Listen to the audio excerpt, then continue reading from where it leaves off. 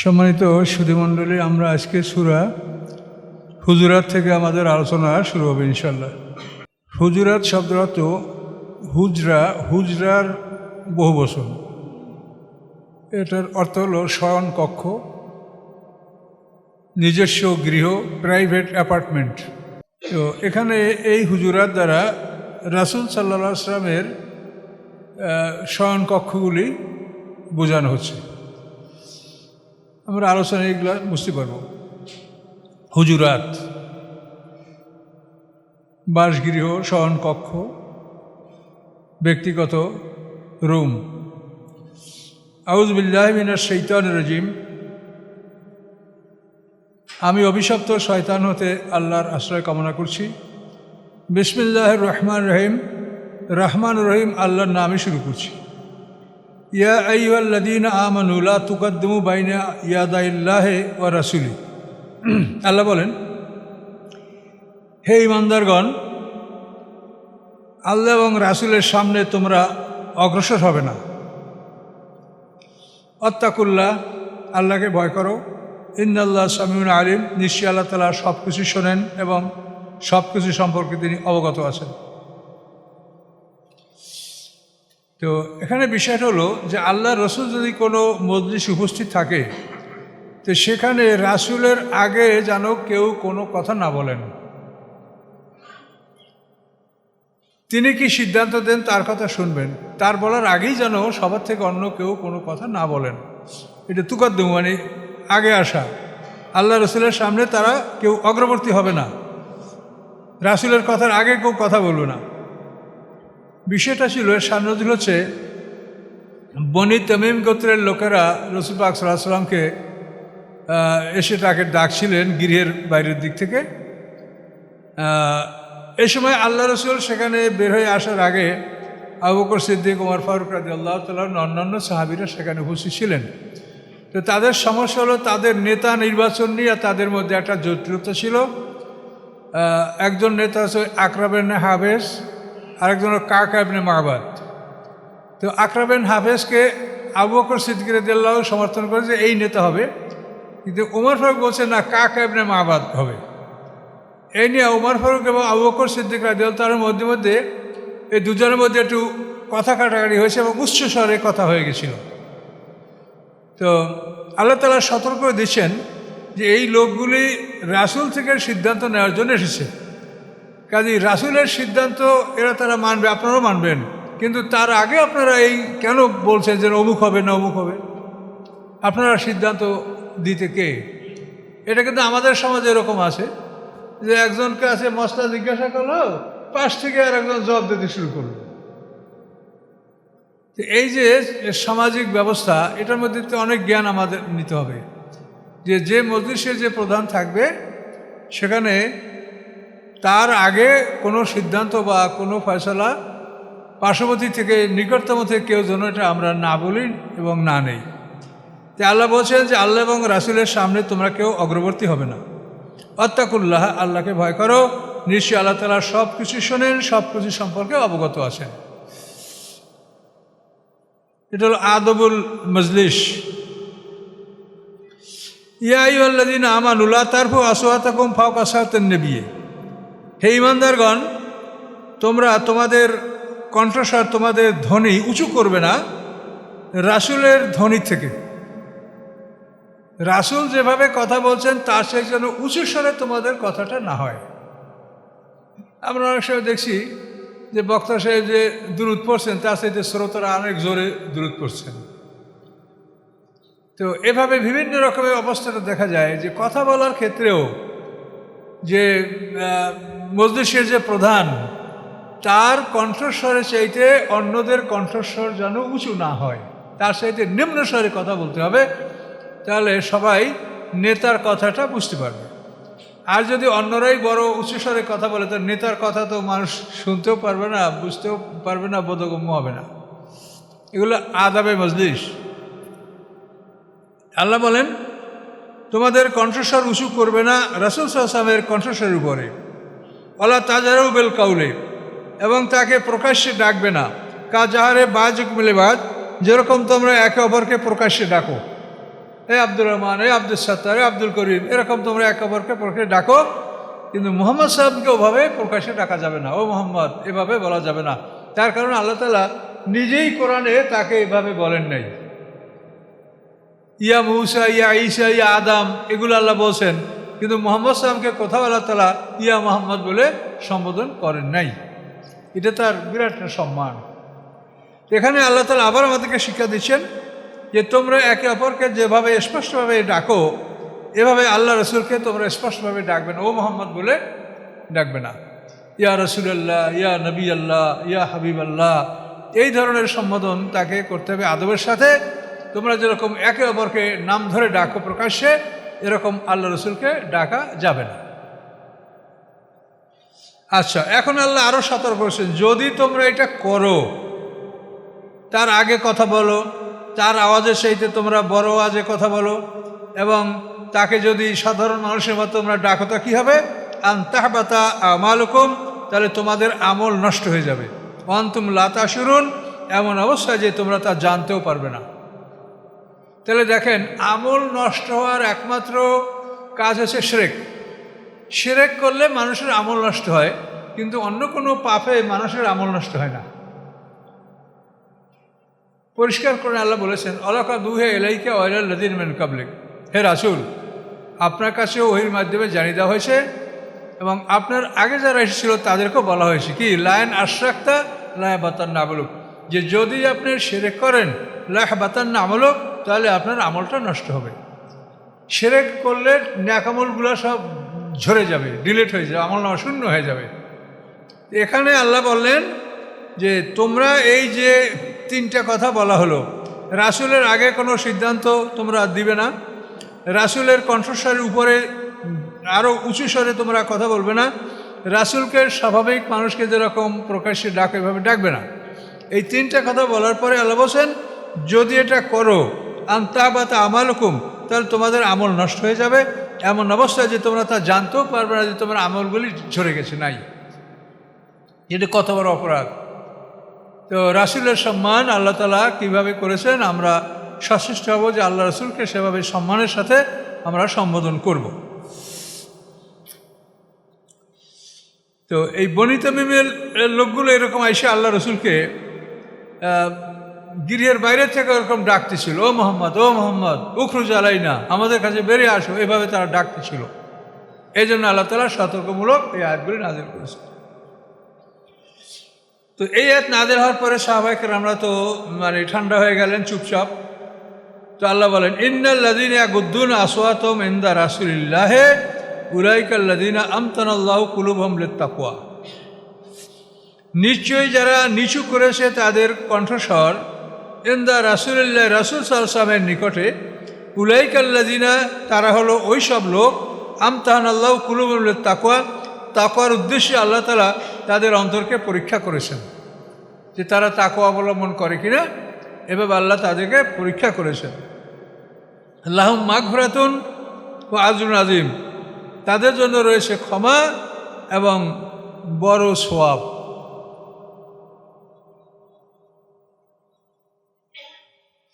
তো এখানে শানে নজুল আছে। তো এই আয়াত নাযিল হওয়ার পরে যে রাসূলের কণ্ঠস্বরের সাথে কণ্ঠস্বর নিচু রাখতে হবে। সাবাত ইবনে কায়েস নামক একজন আনসার, এ খুব ভারী দেহর মানুষ এবং কথা বললেই কথা জোরে হয়ে যায়। এরকম কিছু মানুষ আছে যে কথা বলতে লাগলেই আওয়াজটা বড় হয়ে যায়, ছোট রাখতে পারে না। এই আয়াত যখন নাযিল হলো, তখন এই সাবাত ইবনে কায়েস আনসার উনি গৃহে নিজেকে আবদ্ধ করে রাখলেন যে আমি আর মসজিদে কি করব, আমার আমল তো নষ্ট হয়ে গেছে, আমি তো রাসূলের সাথে বড় আওয়াজে কথা বলি। তা আল্লাহ রাসূল তাকে মসজিদে উপস্থিত না দেখে খবর নিলেন যে সাবাত ইবনে কায়েস কোথায়। তারপরে লোকেরা এসে দেখে যে সে একটা আস্তাবলের মধ্যে, যেখানে উট ছাগল রাখা হয়, সে আস্তাবলের মধ্যে আটকা অবস্থায় স্ত্রীকে বলছে দরজা বাইরের থেকে বন্ধ করে দাও, এখানে বসে আমি মরবো। তো ওখান থেকে তাকে বের করা, যে কী খবর, যে আল্লাহ রাসূল তোমার অবস্থা জানতে চেয়েছে। তখন বলে যে আমি আর কি বলবো, আমি তো জোরে ছাড়া আস্তে কথা বলতে পারি না, তা আমি তো জোরে কথা বলেছি, যে আমার আমল বোধহয় সব নষ্ট হয়ে গেছে। তখন তাকে আল্লাহ রসুল বলা হলো, আল্লাহ রসুল বলছে যে তাকে খবর দাও, আমার কাছে নিয়ে আসো, তার কোনো সমস্যা নাই। এই জন্য আল্লাহ বলেন, ইন্নাল্লাযীনা ইয়াগুদ্দুনা আসওয়াতাহুম ইনদা রাসূলিল্লাহ, নিশ্চয়ই যারা তাদের কণ্ঠস্বরকে নিম্ন করল আল্লাহ রসুলের নিকট, উলাইকাল্লাযীনা, তারা ওই লোক, আমতাহানাল্লাহু কুলুবাহুম বিত্তাকওয়া, তাকওয়ার উদ্দেশ্যে আল্লাহ তাআলা তাদের অন্তরকে পরীক্ষা করেছেন। তা আল্লাহ রসুল বলেছেন সাবিত ইবনে কায়েস, তুমি জান্নাতি, তোমার ভয় নেই, তুমি ঘাবড়েও না। লাহুম মাগফিরাতুন, আল্লাহ ঘোষণা করছেন, লাহুম মাগফিরাতুন, তাদের হচ্ছে ক্ষমা, ও আজরুন আযীম, এবং বড় পুরস্কার। তা আল্লাহ যখন ঘোষণা করছেন, তা আল্লাহ রসুল বলতেই পারেন যে তোমার জন্য ক্ষমা, কিন্তু রাসূল তো নিজের পক্ষ থেকে বলতে পারেন না এবং বলেন না কারোর জন্য। ইন্নাল্লাযীনা ইউনাদুকা মিন ওয়ারাইল হুজুরাতি আকসারুহুম লা ইয়াকিলুন, নিশ্চয়ই যারা আপনাকে ডাকতেছিল আপনার শয়নকক্ষের, আপনার গৃহের বাইরের থেকে, আকসারুহুম লা ইয়াকিলুন, তাদের অধিকাংশই জ্ঞানহীন, নির্বোধ, তারা জ্ঞান রাখে না। যে কোনো মানুষের বাড়িতে গেলে তাকে মানে ওভাবে ডাকাডাকি করতে হয় না, অপেক্ষা করতে হয় যে তিনি কখন বের হবেন, তারপর আলাপ করেন। অথবা তার গেটের কাছে আপনি সালাম দেন, আসসালামু আলাইকুম, এভাবে 3 বার সালাম দেন, কোনো উত্তর না আসলে আপনি ফিরে যান, সালাম বলে তারপর নাম বলেন, আসসালামু আলাইকুম, আমি আব্দুর রহমান, এরকম 3 বার বলেন। তারপর যদি কোনো উত্তর না পান তা আপনি ফিরে যান, পরে আবার চেষ্টা করেন। কিন্তু ওইরকম কোনো মানুষকে, সম্মানিত ব্যক্তিদেরকে বাড়ির বাইরে বসে জোরে জোরে এরকম ডাকা যাবে না, এটা একটা আদব, শিষ্টাচার।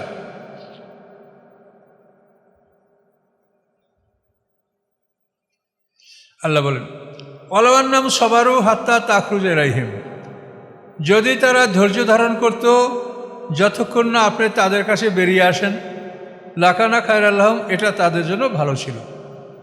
একটা মানুষ গৃহে আসে, সে যে কোনো সময় তো বের হবে। তা আল্লাহ বলেন, যদি তারা ধৈর্য ধারণ করত আপনার বেরিয়ে আসা পর্যন্ত, লাকানা খায়রাল লাহুম, এটা তাদের জন্য ভালো ছিল।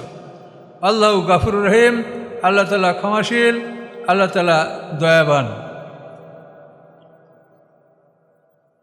ইয়া আইয়ুহাল্লাযীনা আমানু ইন জাআকুম ফাসিকুম বিনাবাইন ফাতাবায়ানু, হে ঈমানদারগণ, তোমাদের কাছে কোনো ফাসেক যদি কোনো খবর নিয়ে আসে, ফাতাবায়ানু, তোমরা বিষয়টা পরীক্ষা নিরীক্ষা করে দেখো, আন তুসিবু কওমান বিজাহালাতিন, যে তোমরা যেন কোনো জাতির উপরে অজ্ঞতাবশত আক্রমণ করে না বসো। আর যদি এটা করো, ফাতুসবিহু আলা মা ফাআলতুম নাদিমিন, তোমাদের কৃতকর্মের উপরে তোমরা তখন লজ্জিত হবে। একটা খবর শুনে একটা জাতিকে তোমরা আক্রমণ করলে আসলে সেই জাতি দোষী না, তখন এভাবে তোমরা নিজেরা ক্ষতিগ্রস্ত হবে, লজ্জিত হবে। তো ফাসেকের খবর পেলে খবরটা পরীক্ষা নিরীক্ষা না করে তোমরা সেটার উপরে কার্যক্রম তোমরা গ্রহণ করবে না। এটা শানে নজুল শুনলে বুঝতে পারবেন। এটা হচ্ছে ওলীদ ইবনে উকবা। এই ওলীদ ইবনে উকবা, এর পিতার নাম হলো উকবা বিন আবি মুঈত। তো এই উকবা বিন আবি মুঈত আল্লাহ রসুলের কঠোর শত্রু ছিল, কিন্তু তার ওলীদ ইবনে উকবা এই ছেলে ইসলাম গ্রহণ করেছে। তার এক বোন কুলসুম ছিল, সেও ইসলাম গ্রহণ করেছে। তো এই ওলীদ ইবনে উকবা তো নেতৃস্থানীয় লোকেরা, বড় সম্মানিত, বড় বংশের লোক এরা। তো একে আল্লাহ রসুল বনি মোস্তালেকে জাকাতের সম্পদ নিয়ে আসার জন্য পাঠিয়েছিলেন। বনি মোস্তালেকের যে নেতা, তার নাম হচ্ছে হারেস, এবং এই হারেস হচ্ছে আল্লাহ রসুলের স্ত্রী জুয়াইরিয়ার পিতা। জুয়াইরিয়ার পিতা হলো হারেস। তো এই জুয়াইরিয়াকে যুদ্ধে বন্দী হয়েছিল। এই জুয়াইরিয়া, আল্লাহ রসুল তাকে আজাদ করেছেন এবং তাকে বিয়া করেছেন। জুয়াইরিয়া আল্লাহ রসুলের স্ত্রী ছিলেন। তো এইখানে আল্লাহ রসুল তার শ্বশুর হারেসকে বলেছেন যে আপনার অঞ্চলে যে জাকাত হয়, এই জাকাতটা উসুল করে আপনি জমা করে রাখবেন, আমি লোক পাঠাই আপনার এখান থেকে আমি নিয়ে নেব। তো এই জাকাতের মাল নিয়ে যাওয়ার জন্য ওলীদ ইবনে উকবাকে আল্লাহ রসুল পাঠিয়েছেন।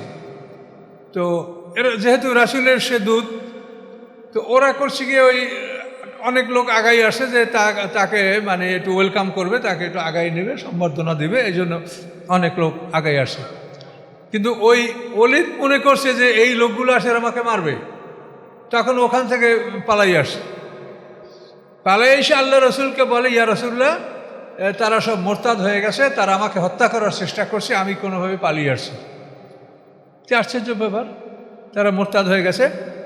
তখন আল্লাহ রসুল খালিদ ইবনে ওলীদকে বললেন যে তুমি একটা বাহিনী প্রস্তুত করো, সেখানে তুমি যাবে, কিন্তু বিষয়টা খুবই স্পর্শকাতর, তুমি খুব সতর্কতার সহিত সেখানে তুমি আমল করবে, দেখবে যে আসলে তাদের অবস্থা কী। তুমি রাতের বেলায় সেখানে গিয়ে উপনীত হবে এবং ফজর পর্যন্ত অপেক্ষা করবে। ফজরের সময় যদি সেখান থেকে আজানের ধ্বনি শুনতে পাও, তাহলে মনে করবে যে তারা মুসলমান আছে। আর যদি ফজরের সময় আজানের ধ্বনি শুনতে না পাও, তাহলে তুমি বিশ্বাস করবে যারা মোরতাদ হয়ে গেছে। তুমি অত্যন্ত সতর্কতার সহিত এই কাজ করবে। এভাবে খালিদ ইবনে ওলীদকে আল্লাহ রসুল সেখানে রওনা করাই দিয়েছেন। এদিকে এই যে হারেস, রাসূলের শ্বশুর, জুয়াইরিয়ার পিতা, তিনি রাসূলের কাছে আসছেন। আসলে ইয়া রাসূলুল্লাহ, আপনার লোক পাঠানোর কথা আপনি কেন পাঠাননি? আপনি কি আমাদের অসন্তুষ্ট হয়েছেন, না আমাদের কোনো ভুল হয়েছে? আপনার লোক গেল না কেন? তখন আল্লাহ, লোক তো গেছিল, তোমরা নাকি তাকে মারার চেষ্টা করছো। তখন নাউজুবিল্লাহ, আমরা তার চেহারা দেখি নেই। ওলীদ ইবনে কথা বলা হলো যে এই লোককে আমি পাঠাইছিলাম, তোরা বলে যে আমরা তার চেহারা দেখি নেই, সে আমাদেরকে মানে আমাদের সাথে কোনো কিছু না বলেই পালিয়ে চলে আসে। আর জাহিলিয়াতে এদের মধ্যে একটা শত্রুতা ছিল ওই ওলীদ ইবনে উকবা এবং এই সম্প্রদায়ের মধ্যে। ও সেই ভয়ে মানে আসলে পালিয়ে আসে। তো এখন ওলীদ ইবনে উকবা এখন সাহাবী, কিন্তু তিনি এই বিষয়টা পরীক্ষা নিরীক্ষা না করে আল্লাহ রসুলকে বললেন যে তারা মোরতাদ হয়ে গেছে। এখানে যদি আল্লাহ রসুল বিষয়টা সতর্কতার সাথে বিবেচনা না করতেন, যুদ্ধ মানে খালিদ ইবনে ওলীদ সৈন্যবাহিনী পাঠাই দেন, তো অবশ্যই তারা এই যুদ্ধে পরাজিত এবং মারা যেত অনেক লোকজন। তো এই জন্য আল্লাহ বলছেন যে ফাসেক যদি তোমাদের কাছে কোনো খবর নিয়ে আসে, তা তোমরা বিষয়টা পরীক্ষা করো, যাতে করে একটা জাতির উপরে তোমরা আক্রমণ করে না বসো। যদি করো ফাতুসবি আলা মা ফাআলতুম নাদমিন, তাহলে তোমরা তোমাদের কৃতকর্মের উপরে লজ্জিত হবে। কাজেই ফাসেকের খবর শুনিয়েই বিশ্বাস করবে না, তো পরীক্ষা নিরীক্ষা করে দেখবে। তাহলে এখানে ফাসেক বলো কাকে? সে কিন্তু একজন সাহাবী। তো এই জন্য এইসব জিনিস থেকে যেটা শেখার, সেটা হলো এই যে আল্লাহ যে আইন করে রেখেছেন এটা সবার জন্য সমান।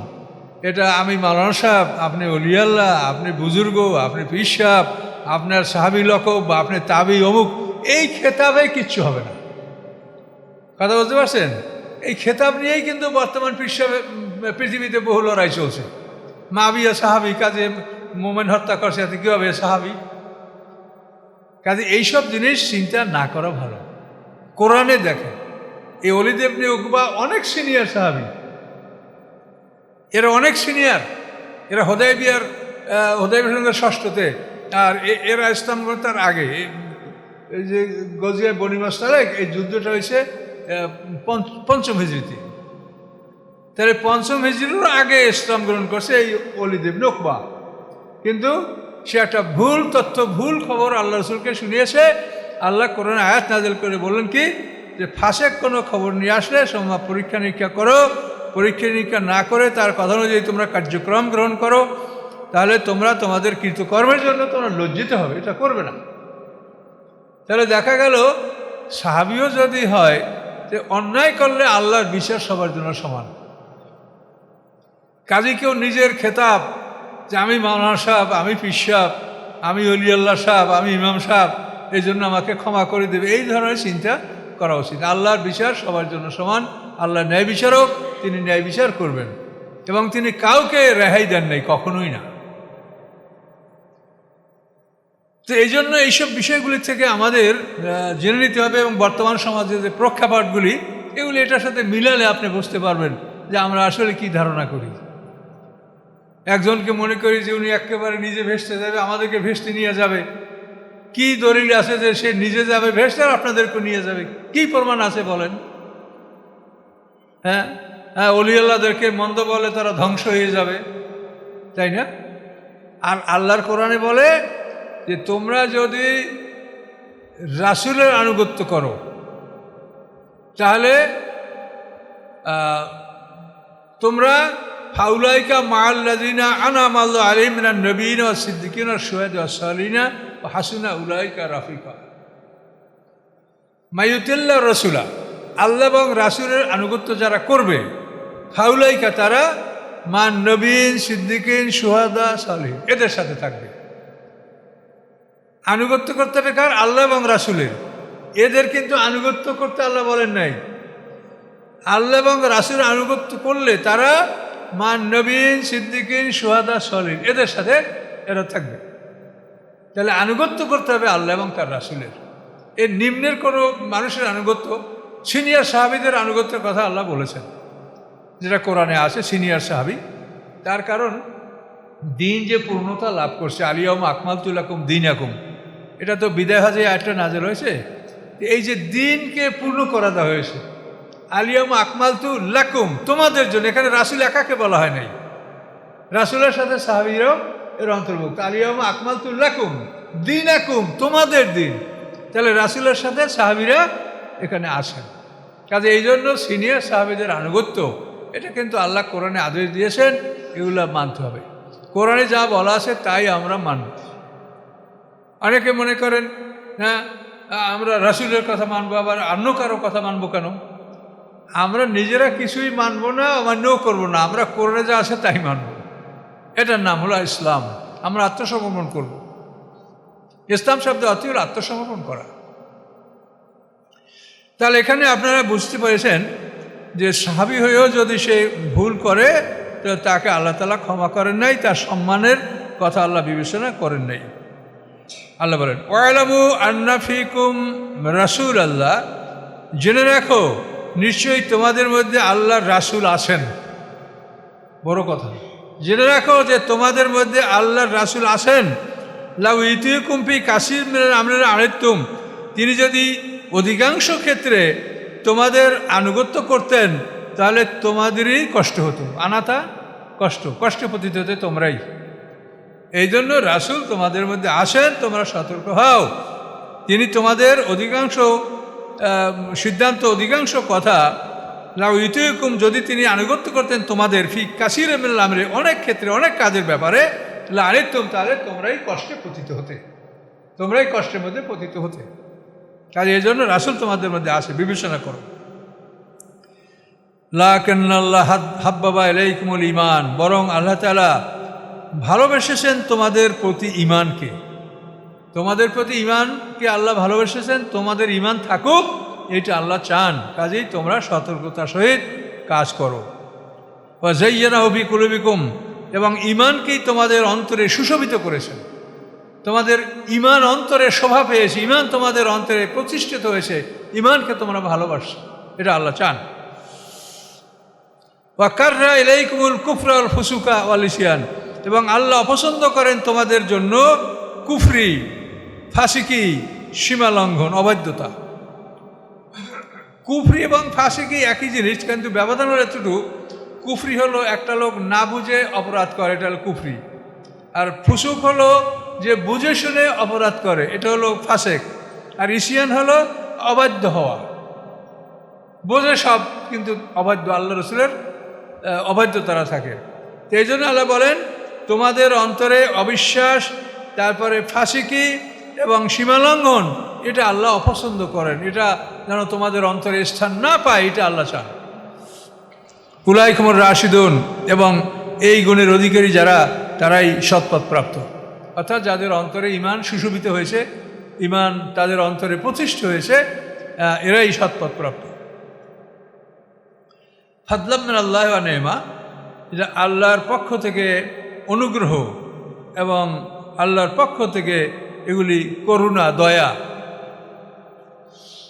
নিয়ামত বলতে পৃথিবীর সমস্ত ভালো জিনিসগুলি নিয়ামত, কিন্তু সবচাইতে বড় নিয়ামত হলো নবুয়ত এবং রিসালাত এবং আসমানি কিতাব, এটা সবচেয়ে বড় নিয়ামত। এই নিয়ামত যদি আপনি অর্জন করতে পারেন তো আপনি পৃথিবীর সবচেয়ে বড় রাজার চেয়ে বড় রাজা। আপনি এখান থেকে বিদায় হয়ে যাওয়ার পরেই আপনি বিশাল সাম্রাজ্যের মালিক হবেন। ওয়াইজা রাইতা সাম্মা রাইতা নাইমাও বা মুলকান কাবিরা। আল্লাহ রাসূল যখন আপনি ওই জায়গাটা দেখবেন তো দেখবেন নাইমা, নিয়ামতে ভরপুর, বা মুলকান কাবিরা, বড় সাম্রাজ্য। আল্লাহর মুখে বলছেন এটা বড় সাম্রাজ্য। কাজে এখান থেকে যদি আমরা ইমান নিয়ে বিদায় হতে পারি তা আমরা মহারাজা। কাজে এখানে ওই মানে দালান কোঠা করার জন্য খালি ঋণ টিন করিয়া এগুলো যেন আপনার না করি, কথা বুঝতে পারছেন? কাজে এগুলো না, এগুলো হলো আপনি ঋণ মুক্ত হন এবং সুন্দরভাবে এখান থেকে বিদায় হন, যেন আপনার কাছে কোনো দেনাপনা না থাকে, আপনার অন্তরে যেন কোনো রোগ ব্যাধি না থাকে। কালবেন সালিম, রোগমুক্ত অন্তর নিয়ে সুন্দরভাবে এখান থেকে বিদায় হলেই আমরা মহারাজা। আর বোঝা নিয়ে, পরের বোঝা নিয়ে গেলেই ভয়ানক সমস্যা। আপনার কাছে কেউ পাবে, হাসের ময়দানে আপনার কাছেও টাকা থাকবে না, আর যে পাবে সেও টাকা নেবে না, সে নেবে আপনার ন্যাকামূল। পাওনার পরিবর্তে আপনার ন্যাকামূল কাটিয়া আল্লাহই দিয়ে দেবেন এই বিচারে। এভাবে এমন যদি একটা লোক হয় যে তার কাছে হাজারো মানুষে পাবে, জনগণের সেবামূলক কাজে যারা দায়িত্ব পালন করে তাদের কাছে হাজারো মানুষের অধিকার, কি ঠিক কিনা বলেন? লাখো মানুষের অধিকার। এখন এই অধিকার যদি তারা সঠিকভাবে আদায় না করে, তাহলে হাসরের ময়দানে তারা যখন বিচারের সম্মুখীন হবে তখন তাদের এই পাওনাদাররা যারা, সবাই তো নিজে মুক্তি চাবে যে আমি কোন দিক থেকে নিজের আমল ভারী করে বেহেশতে যাব, তো সবাই এই দাবি করবে যে আমি পাবো তার কাছে। তখন তার ন্যাকামলগুলা কেটে কেটে পাওনাদারকে দেওয়া হবে। দেওয়ার পরে এখন আর ন্যাকামল নাই, সব ন্যাকামল দেওয়া হয়ে গেছে। তখন কি হবে? তখন পাওনাদারদের যে পাপ, এইটা কাইটা ওর পাপের সাথে যোগ করে দেওয়া হবে, পাওনাদারের পাপ হালকা করে দেওয়া হবে। এইভাবে হাসরের ময়দানে আল্লাহ বিচার করবেন। কাজে দেনা পাওনার ব্যাপারে আপনারা সতর্ক হন। দোকানদারের কাছে খাতা থাকবে কেন যে কত পাবো কার কাছে? আপনার কাছে খাতা থাকবে যে আমার কাছে কে পাবে। কথা বলতে পারছেন? দেনা পাওনা নিয়ে কিন্তু আমরা এই সমাজে এমন একটা অবস্থা যে টাকা পয়সা কারো হাতে দিলে সে আর মনে করে যে এটা আমারই টাকা। এই জন্য মানুষে কর্জে হাসানা দেওয়া সমাজে প্রায় বন্ধ হয়ে গেছে। কর্জে হাসানা নিলে সে টাকা ফেরত দেয় না, কিন্তু সুদভিত্তিক যে টাকা যারা দেয় ওরা পিটাইয়া পাঠাইয়া ওরা নিতে পারে সুদ আদায়, সুচ্ছ আদায় করিয়া। কিন্তু কর্জে হাসানা কেউ যদি নেই কারো থেকে আর দিবে না। এটা সমাজের অবস্থা, যার জন্য কর্জে হাসানা দেওয়া বন্ধ হয়ে গেছে, মানুষ দিতে চায় না। কাজে এটা আমাদের এই আচরণগুলি বুঝতে হবে।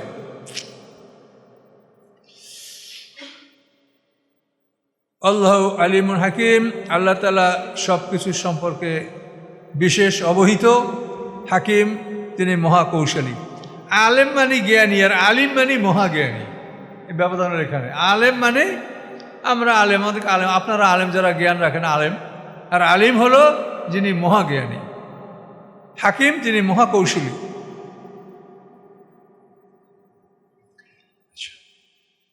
ওয়াইন তয়ফাতান মিনাল মুমিনিন ইকতাতালু, যদি দুই দল মুসলমানরা আপোষে মারামারি কাটাকাটি করে, ফাসলিহু বাইনাহুমা, তোমরা তাদের মধ্যে সংশোধন এনে দাও, সংশোধন করে দাও।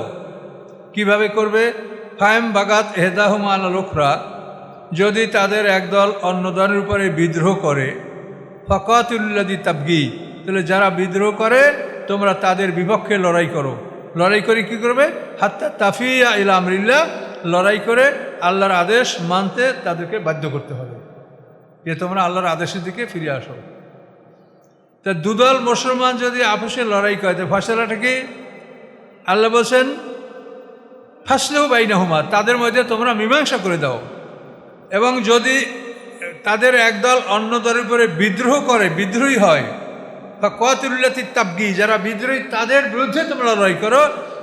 কোন পর্যন্ত লড়াই করবে? হাত্তা তাফিয়া আমরিল্লাহ, মানে তাদের আল্লাহর আদেশের দিকে ফিরে আসা পর্যন্ত। যে বলবে যে আমরা আল্লাহর আদেশ মানব বা আল্লাহর কোরআন ফায়সালা মানব, এই পর্যন্ত তোমরা তাদের বিরুদ্ধে লড়াই করে তাদেরকে আল্লাহর আদেশ মানতে বাধ্য করবে। ফাইন ফাআত, যদি তারা ফিরে আসে যে হ্যাঁ আমরা আল্লাহর আদেশ মানব, ফাসলিহু বাইনাহুমা বিল আদল, তাহলে তোমরা তাদের মধ্যে ন্যায়সঙ্গতভাবে তোমরা তাদের মধ্যে ফয়সালা করো। ও আকসিতু, এবং তোমরা ন্যায় বিচার করো। ইন্নাল্লাহু ইউহিব্বুল মুকসিতিন, নিশ্চয়ই আল্লাহ তাআলা ন্যায় বিচারকারীদেরকে আল্লাহ ভালোবাসেন। ন্যায় বিচার। তো এখন দেখেন এই তো কোরআনের আদেশ যে কোরআনের কাছে ফিরে আনো এবং উভয় দলকে কোরআনের ফয়সালা মানতে বাধ্য করো। কিন্তু এই যে হযরত আলী রাদিয়াল্লাহু আনহু, মাবিয়া, এদের যে দুমাতুল জান্দালের যে বৈঠকটা হয়েছিল, সেখানে কিন্তু তারা বল্লমে করে কোরআন বহন করে নিয়ে আসছিল মাঠে, যুদ্ধের মাঠে। যখন মুআবিয়ার বাহিনী নিশ্চিত যে আমরা আলীর সাথে যুদ্ধে জিততে পারবো না, তখন আমর ইবনে আদের পরামর্শে তারা কী করলো, যে একটা কৌশলে যুদ্ধ বন্ধ করলো। সবাই ওখানে যে কোরআনের যে কপিগুলো ছিল, খণ্ড খণ্ড, ও সময় তো খুব ব্যাপক এরকম কাগজের কোরআন ছিল না, ওই যেভাবে কোরআন লেখা ছিল খেজুরের মাটিতে পাতলা চামড়া ইত্যাদি, এগুলি বল্লমে করে নিয়ে সব, এবং প্রত্যেকটা প্রদেশে একটা কোরআন শরীফের কপি ছিল, ওসমান গনি রাদিয়াল্লাহু দিয়েছিলেন। ওই কপি তারা বল্লমে ধরে মাঠে আসে যে আমাদের ফয়সালা করবে কোরআন, আমরা যুদ্ধ করব না। তখন আলিদুল বলছিলেন যে এরা বিশ্বাসঘাতক, এরা কিন্তু মানবে না। কিন্তু আলিদুল সেনাপতিরা এটা মানে নাই। তারা বলছে না, যে কোরআন নিয়ে আসছে আমাদের সামনে, এরপর আমরা লড়াই করব, তারাও মুসলমান আমরাও মুসলমান। কাজে এই তারা যুদ্ধ বন্ধ করলো। যুদ্ধ বন্ধ করার পরে দুমাতুল জান্দালের সালিশি বৈঠক হলো। সেটা এত বিশ্বাসঘাতকতা করছে, যেটা আমার মনে হয় যে পৃথিবীর এইরকম দ্বিতীয় বিশ্বাসঘাতকতার কোনো ইতিহাস আমার জানা নাই। এত বড় বিশ্বাসঘাতকতা তারা সেখানে করেছে দুনিয়ার জন্য। তো এগুলি অত্যন্ত দুঃখজনক বিষয়, আমরা সেগুলি পুনরাবৃত্তি করতে চাই না। তবে এখান থেকে আপনি এতটুকু বোঝেন যে আল্লাহ ফয়সালারা কী করতে বলেছেন, যে যারা বিদ্রোহী তাদের বিরুদ্ধে লড়াই করো ওই পর্যন্ত যে তারা আল্লাহর হুকুমের কাছে ফিরে আসতে বাধ্য হয়। যদি তারা আল্লাহর হুকুমের কাছে ফিরে আসে, আল্লাহর কোরআনের ফয়সালা মানতে রাজি হয়, তা তাদের মধ্যে ন্যায়সঙ্গতভাবে তোমরা ফয়সালা করে দাও এবং ন্যায় বিচার করো। ইন্নাল্লাহু ইউহিব্বুল মুকসিতিন, আল্লাহ তাআলা ন্যায় বিচারকারীদেরকে ভালোবাসেন। কাজে ভুলবশত মোমেনদের মধ্যে এরকম গৃহযুদ্ধ লাগতে পারে বা হতে পারে, এটা সমাধান আল্লাহ এখানে দিয়ে দিয়েছেন। আল্লাহ বলেন ইন্নামাল মুমিনুনা ইখওয়াতুন, নিশ্চয়ই সমস্ত ঈমানদারগণ ভাই। ফাসলু বাইনা আখওয়াইকুম, অতএব তোমরা তোমাদের ভাইদের মধ্যে ন্যায়সঙ্গত ফয়সালা করো। আত্তাকুল্লাহ, এবং আল্লাহকে ভয় করো। লাআল্লাকুম তুরহামুন, তাহলেই তোমরা সম্ভবত আল্লাহর রহমত লাভ করবে। তাহলে সমস্ত মুসলমানরা ভাই আল্লাহ বলছেন, এবং আল্লাহ তাআলা সমগ্র পৃথিবীর মানুষকে দুইটা দলে বিভক্ত করেছেন কোরআনে, মোমেন এবং কাফের। এর বাইরে কোনো দল নাই। মোমেন এবং কাফের এই দুইটা দল। হুয়াল্লাযী খালাকাকুম ফামিনকুম কাফির ওয়া মিনকুম মোমেন। তিনি আল্লাহ, তিনি তোমাদেরকে সৃষ্টি করেছেন। তোমাদের প্রথম দলটা হলো কাফের, আর ছোট দলটা মোমেন। তো পৃথিবীতে দল হলো দুইটা, মোমেন এবং কাফের, এর বাইরে কোনো দল নেই। কাসিম এবং তাকসিম এবং কেসেম, এটা একটা মানে আরবি ভাষার একটা সুন্দর প্রবাদ আছে, কিন্তু এটা আমি বাংলায় ভালো করে বুঝাতে পারি না। তাকসিম হচ্ছে বিপরীত জিনিসকে ভাগ করা, যেমন মাছ মাংস, এটা তাকসিম, একটার সাথে একটা মিল নেই। আর মানে আকসাম মানে একই বস্তুর ভাগ, একই বস্তুকে ভাগ করলে ভাগ হয় না, ওই মূল বস্তুরই অংশ থাকে, ভাগ হয় না। এটা কেমন দেখেন, মাছ মাংস এটা তো আলাদা দুইটা, এটা ভাগ হয়ে গেল। এখন যদি আপনি মাছকে ভাগ করেন, তার বলেন রুই মাছ, কই মাছ, কাতল মাছ, শীতল মাছ, যেটা বলবেন সেটার সাথে মাছ আছে, তাহলে দেখা যায় যে একই বস্তুকে ভাগ করলে সেটা আসলে প্রকৃত ভাগ হয় না। মাংস, মাছ আর মাংস এটা আলাদা। আর মাংসকে যদি ভাগ করেন, কি এটা গরুর মাংস, এটা ছাগলের মাংস, এটা মুরগির মাংস, এটা খাসির মাংস, মাংসই কিন্তু থেকে যাচ্ছে। তো এই জন্য মোমেনকে যদি ভাগ করেন, তাহলে তারা মোমেনই থাকে। কি বুঝতে পারছেন? মোমেন ভাগ হইয়া আপনি হানাফিয়ান, শাফিয়ান, মালিকি, হাম্বলি, আহলে হাদিস, আহলে সুন্নাত যাই হন, মোমেন কিন্তু মোমেনই থাকে। এগুলি যারা বিভিন্ন ভাগ হয় না, ভাগ হয় বিপরীত জিনিসের। কি বুঝতে পারছেন কিনা? ভাগ হয় বিপরীত জিনিসের, একই জিনিসের ভাগ হয় না। তারা সমগ্র পৃথিবীর মানুষ মোমেন এবং কাফের। যারা লা ইলাহা ইল্লাল্লাহ বলে তারা সবাই মোমেন, আর এই লা ইলাহা ইল্লাল্লাহকে যারা অবিশ্বাস করে তারা সবাই কাফের।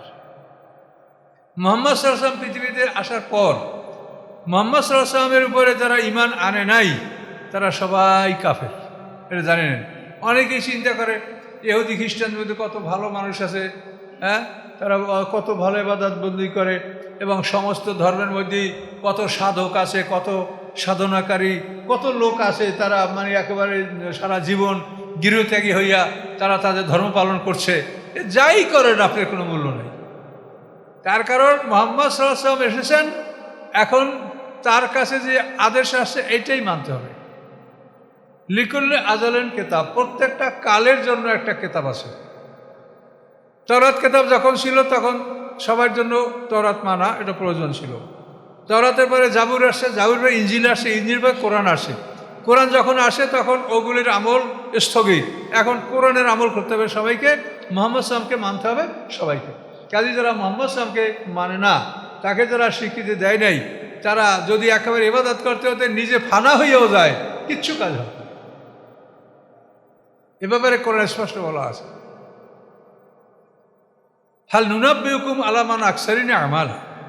আল্লাহ বলেন কাজের ক্ষেত্রে সবচাইতে ক্ষতিগ্রস্ত কারা, আমি কি বলবো? আল্লাহ প্রশ্ন করেন, আল্লাযিনা দাল্লা সাইহুম ফিল হায়াতিদ দুনিয়া ওয়া হুম ইয়াহসাবুনা আন্নাহুম ইহসিনুনা সুনা। যাদের দুনিয়ার সমস্ত পরিশ্রম বৃথা গেল, অথচ তারা ভাবছে যে আমরা খুব ভালো কাজ করছি, খুব ভালো কাজ করছি, ইহসিনুনা সুনা, খুব সুন্দর কাজ করছি, এরকম তারা ধারণা করছে। আল্লাহ বলেন তাদের সমস্ত পরিশ্রম বৃথা গেল, তারা পরকালে কিছুই পাবে না। তারপরে একটা আইন, আপনাকে এখন 23 সালে আপনাকে যে প্রশ্নপত্র দিয়ে পরীক্ষা দিতে হবে, আপনি যদি 22 সালের প্রশ্নপত্র দিয়ে খাতা ভরিয়ে লেখেন 1 নম্বরও পাবেন। এটা আপনারা কেন বোঝেন না? আপনি এখন 23 সালের ছাত্র, এই সেশনের ছাত্র, এখন আপনি যদি 21 সালের প্রশ্ন দিয়ে লিখে খাতা ভরেন 1 নম্বরও পাবেন আপনি।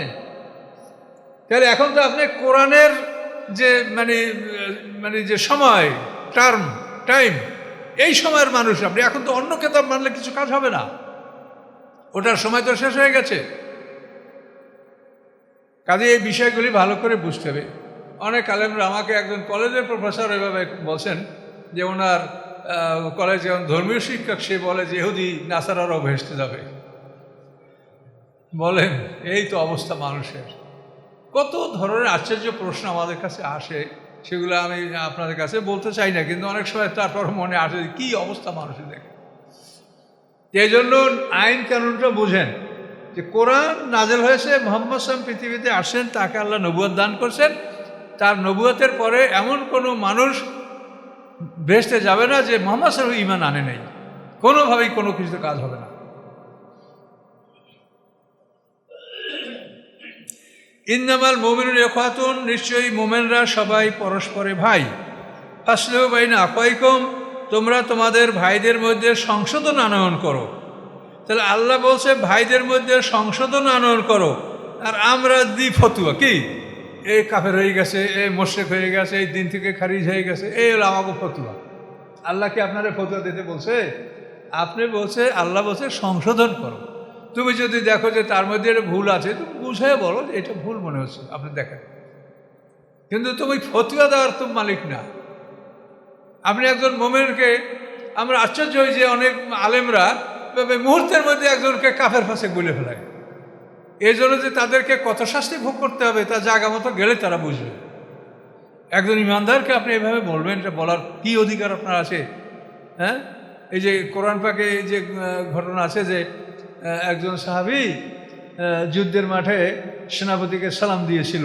সেনাপতি মনে করছে যে ও জীবন রক্ষা করার জন্য বোধহয় এটা বলেছে সেনাপতি। তো এখানে আমরা এতটুকু চলে আসলাম।